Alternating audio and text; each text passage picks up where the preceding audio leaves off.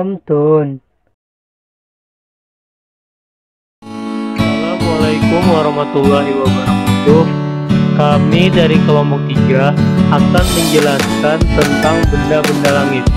Anggota kelompok kami adalah saya sendiri Muhammad Wahyuba, Nur Rafia Rahmi, Saniatul Hidayah, Mawarti, dan Laila Munazar.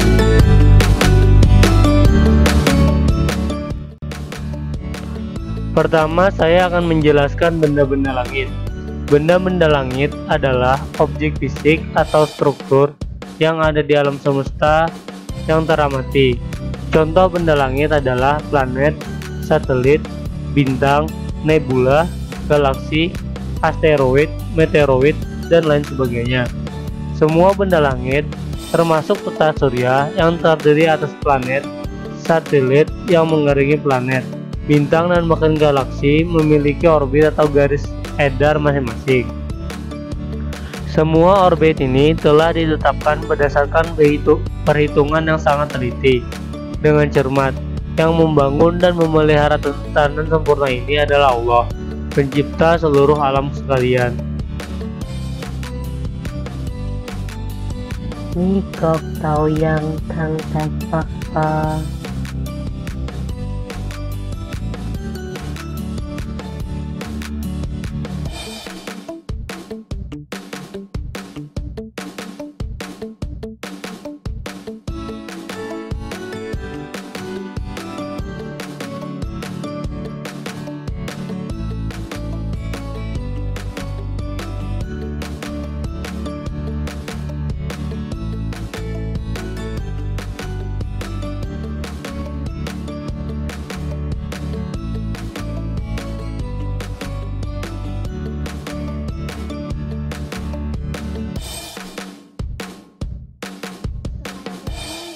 Matahari. Seperti yang telah kita ketahui sebelumnya, matahari itu adalah sebuah bintang yang menjadi pusat tata surya kita. Kenapa?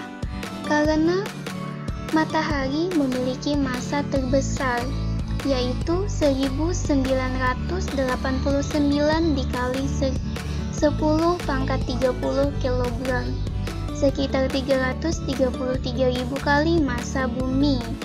Matahari mengandung 99,8% massa seluruh tata surya. Lalu, apa sih tata surya itu? Jadi, tata surya itu merupakan kumpulan dari benda-benda langit yang terdiri dari bintang besar, yakni matahari serta semua benda yang terikat karena gravitasi matahari. Dan juga yang telah dijelaskan dalam Quran Surah Al-Anbiya ayat 33 bahwasanya, dan dialah yang telah menciptakan malam dan siang, matahari dan bulan, masing-masing dari keduanya itu beredar di dalam garis edarnya. Menurut perhitungan para ahli astronomi, matahari bergerak dengan kecepatan luar biasa yang mencapai 720.000 km per jam ke arah bintang Vega dalam sebuah garis edar yang disebut solar apex. Ini berarti matahari sebagai pusat tata surya yang bergerak sejauh kurang lebih 17.280.000 km dalam sehari. Bersama matahari, sistem tata surya juga berjalan menempuh jarak ini.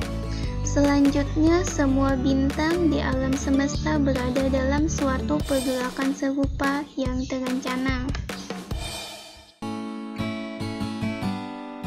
Ne pen ropa pelayaka kibaikang duang katis. เขียนได้เลยเพื่ออ่าน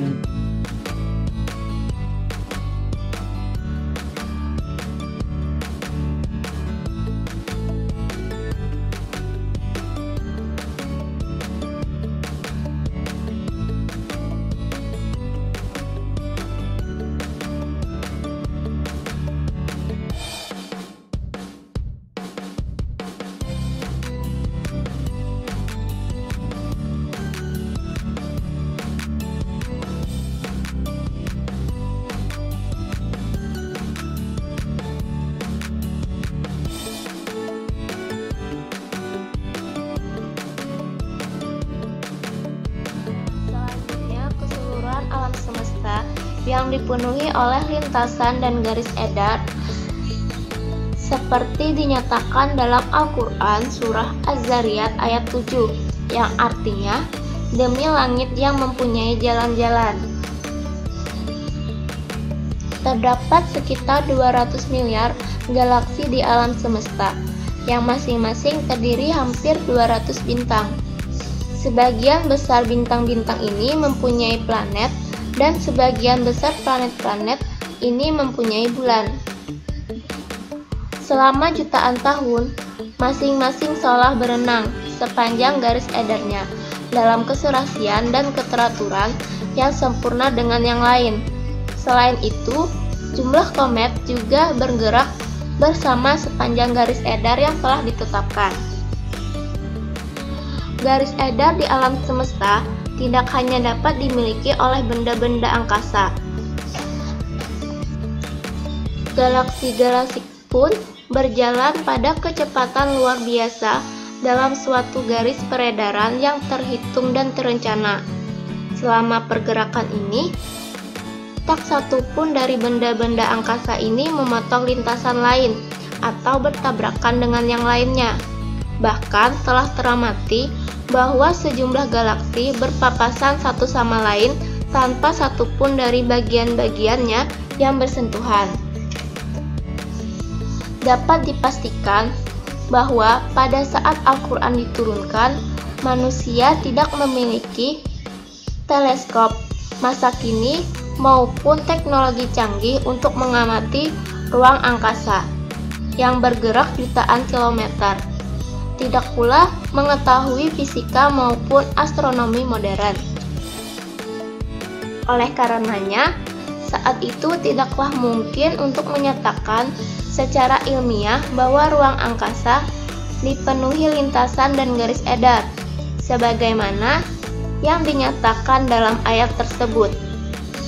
Akan tetapi, hal ini dinyatakan secara terbuka kepada kita dalam Al-Quran yang diturunkan pada saat itu, karena Al-Quran adalah firman Allah.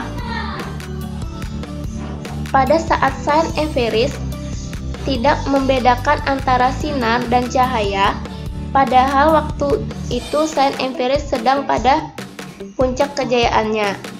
Nah, kita dapati Al-Quran senantiasa mendeskripsikan bahwa matahari sebagai benda bersinar dan bulan sebagai benda bercahaya. Ni kopap kang galaksi Cimai.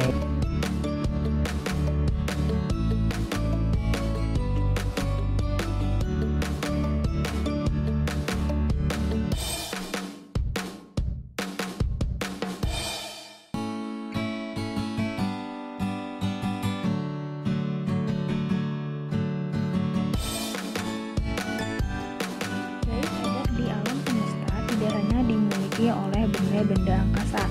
Galaksi-galaksi pun berjalan pada kecepatan luar biasa dalam suatu garis peredaran yang terhitung dan terencana. Selama pergerakan ini, tak satu pun dari benda-benda angkasa ini memotong lintasan yang lain atau bertabrakan dengan lainnya. Bahkan telah teramati bahwa sejumlah galaksi berpapasan satu sama lain tanpa satu pun dari bagian-bagiannya saling bersentuhan.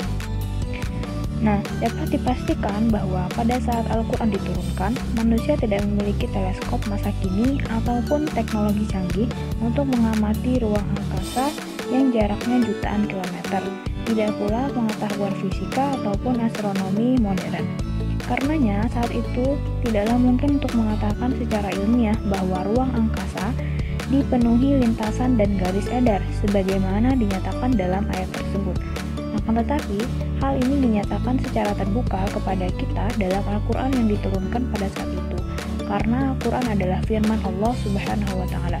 Pada saat sains empiris tidak membedakan antara sinar atau dia dan cahaya atau nur, padahal waktu itu sains empiris sedang pada puncak kejayaannya. Kita dapati Al-Quran senantiasa mendeskripsikan matahari sebagai benda bersinar dan bulan sebagai benda bercahaya. Kapten Kelkap sing tiket sadeng. Daneukeun sengtok. Kased. Selanjutnya ada Quran Surah Al-Muluk ayat 5 yang artinya, dan sungguh kami hiasi langit yang dekat dengan lampu-lampu, dan kami jadikan lampu-lampu itu sebagai alat-alat pelempar setan. Keberadaan tentang meteor telah dibahas dalam Al-Quran. Menurut para ahli, serpihan-serpihan besi magnetik yang berasal dari hancurnya suatu meteor bisa menjadi dingin dan jatuh dari awan yang sangat panas yang tergantung di atas langit. Meteor-meteor sebagai akibat tumbukan antara atmosfer bumi dengan puing-puing komet tidak pernah diketahui apakah menghasilkan meteorit-meteorit. Sebab partikel-partikelnya kecil dan komposisinya terdiri dari unsur-unsur ringan yang membeku. Ia tidak akan utuh terus ketika melakukan perjalanan menembus atmosfer bumi. Kecepatan memasuki atmosfer bervariasi dari 8 sampai 45 mil per detik. Tergantung kecepatan bumi dalam orbitnya ditambah atau dikurangi dengan kecepatan partikel-partikel komet. Selanjutnya, Quran Surah Al-An'am. Dan dialah yang menjadikan bintang-bintang bagimu, agar kamu menjadikannya petunjuk dalam kegelapan di darat dan di laut. Al-Quran telah menunjukkan bahwa penunjuk jalan dalam kegelapan adalah bintang-bintang, bukan planet-planet. Walaupun planet-planet juga bersinar sebagaimana bintang-bintang pada tengah malam. Dari sini kita bisa catat bahwa Al-Quran tidak menyebut planet-planet sebagai faktor penunjuk jalan dalam kegelapan, tetapi mengkhususkan kepada bintang-bintang. Dan inilah yang tidak diketahui oleh orang-orang terdahulu sebelum 1400 tahun yang lalu. Sekian presentasi dari kami, mohon maaf apabila ada salah. Terima kasih. Assalamualaikum warahmatullahi wabarakatuh.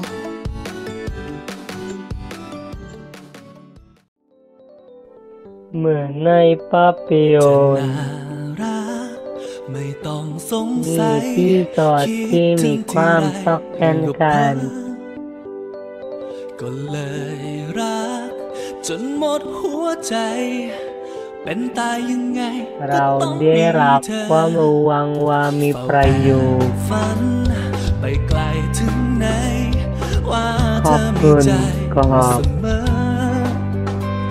แต่ในความจริงมันจะเป็นได้ไหม มีเพียงทางเดียวก็ต้องถามเธอ